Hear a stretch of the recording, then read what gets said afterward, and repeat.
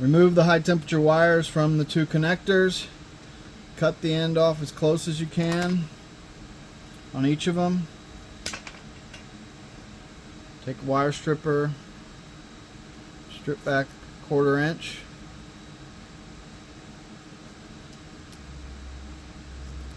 Make sure there's none of that plastic left over. Put your new connector on. You should see the stranded wire out the tip right there. You'll want a crimper that has a point like that. Slip it in behind there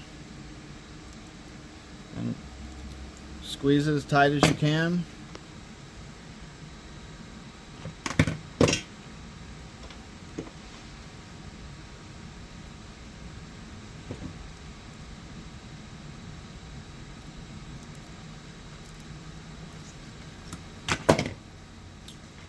And then you can reconnect